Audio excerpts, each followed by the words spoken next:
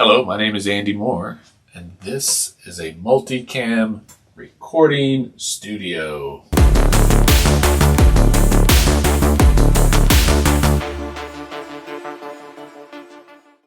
Live streaming from your home or your business has never been more important than it is right now, and I had the opportunity to purchase the new Logitech Mevo 3 Starter 3-pack, Mevo Start 3-pack. Lots of cameras for live streaming. And so right now we're going to do a quick unboxing. Margot, are you ready for this? Okay, let's begin. So this is here it is. Logitech for Creators Mevo Start 3-pack. All I've done is cut the tape. Margot, are you ready? I'm gonna open it up. Look at that beautiful red box. I will say that is a refreshingly bright color. All right, inside we have, well, 3 cameras, each one wrapped in plastic, each one with a 1/4 inch, thread for the base, which I have over here behind me. And then I assume under each one is probably the same, right? So we've got just a piece of cardboard and a USB cable. Is that, ooh, a special surprise here in the middle. There's some documentation and then a cable. And the third one, I assume, is also, yeah.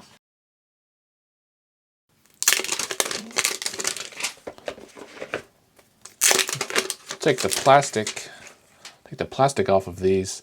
And each one is very simple. So there's, the lens, the LED status light, power button, USB-C. I think this is for a memory card, and then a 2.5 millimeter audio input right there.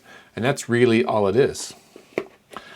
So I think this might be the most boring unboxing video that I've ever made, and possibly the one I've ever seen.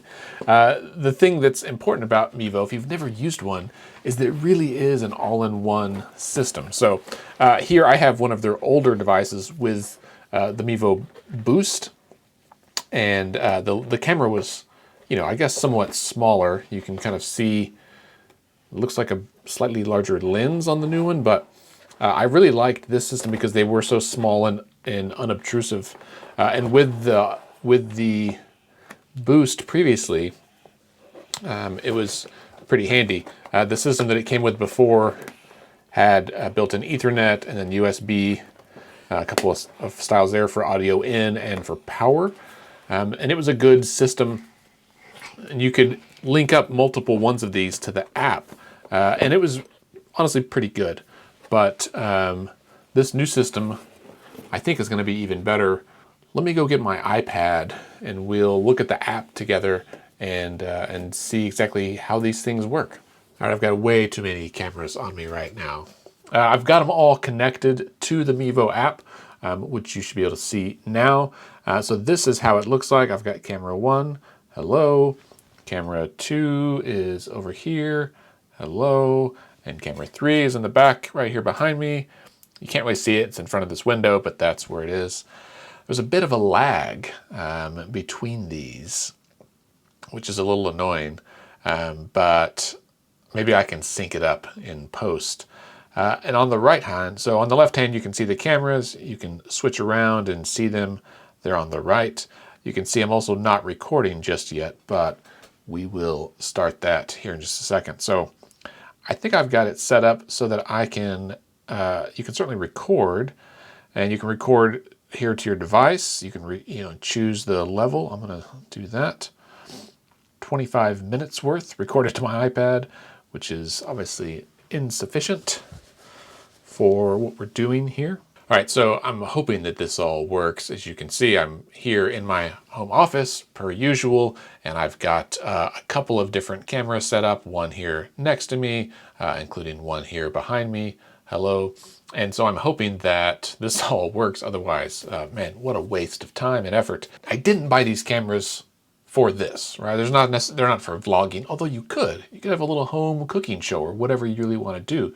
The idea behind this setup is that I can use it for a variety of events, right? And so in a few days, actually, we're hosting a film screening with a panel discussion afterwards, and I'm hoping that I can set up these cameras so that I can manage, kind of streaming and clicking between the different scenes that I will need for this streaming event. So I'm going to try to make use of all three cameras here during this recording, during this YouTube video, in hopes that you can kind of see how it works.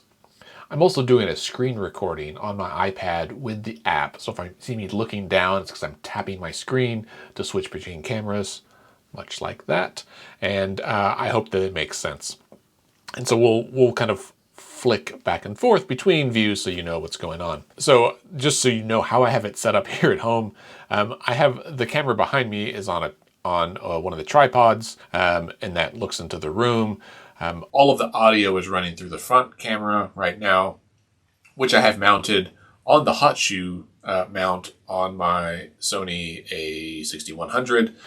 My secondary camera is hanging from a little small rig movable arm, and so that's what's set up over here. I'm wearing a lav mic, and I may use the audio that is connected to my Sony. That's separate from this, but that's just so I get kind of same audio. Now, looking at the Mevo Multicam app, I already set it up, and I was going to do a video that showed you walking through, adding the cameras, all that. And I'll be honest, that took a lot longer than I expected. You had to go in and add each camera. Each one had to have their firmware updated, which took several minutes. And after about 20 minutes of recording me just sitting here waiting, it seemed kind of annoying. However, it's a pretty straightforward process. You go in, you add your Wi-Fi to the first one, and then after that, it pretty much knows that's the Wi-Fi you're connecting to, and it sets it all up. Now, you can also use these cameras where you don't stream live. You can just record the stream, which is actually what I'm doing right now because I haven't turned on the streaming yet, and so we might do that in just a minute. But that piece is a little more cumbersome, and so we're just going to do the recording. Oh, it's not recording. Oh, yes, it is. Jeez Louise, who knows what's happened? Let me look here at what's happening on the app. So as you can see, this little play folder button shows you all three cameras, or however many cameras you have connected at a time, and that's all set up. If you click the blue plus button, you can add cameras or graphics. So if you wanted to add some kind of lower third, you can say Andy Moore and change that. That's good. Next. Okay. Ooh, let's go back and make that white text on a black background. Ooh, make it on a gray background with black text. And opacity, let's drop that down so it's somewhat transparent. And you can choose where to display it. So we'll do it in the standard area. And so you can, as I'm talking, we can add in graphics like that. That's my name. Hello. And I think it should show up even on different cameras, right? So if I switch to one of the other cameras, look, the graphics still there. Now, how do I get it off? That's a really good question. Oh, there we go. Under the little graphics. So you can preload all of your overlays in here. You can edit them, add them on and off. There's that as an option. So you can also switch between cameras if you needed to add another one. In the settings, you've got the transition type. So if you're cutting between different cameras, you can change how that works. So now if we go back and we connect to it, you can see it's now got a bit of a wipe there. So that's one way to do it. I'm not a big fan of that. Crossfade makes sense for, I think, most situations, and that way it just kind of fades in between there. But I think having a hard jump cut is fine for lots of things. You can also adjust the duration, so you can make it faster or slower. Sliding, we'll go back and forth. And this is just going to be, what a hot mess. Ooh, look at that. Yeah, there's me from different angles. You can change the crop settings and how the zoom looks. We'll go into that in a second. You can change it, camera input quality. I've got it at the highest. It will go because why wouldn't you if that's what you're using? And then I've got then you've got a few other auto director where you can have it set up preferred shots and it will automatically flip between them every few seconds, which I think could be helpful if you're by yourself, which is often the case for those of us that do these kinds of things. On the cameras, on the camera angles, you can see a couple of options. You can adjust the settings. So if you want to change the lighting, you can change, it's got a few presets in there. I think I had it on outdoors here.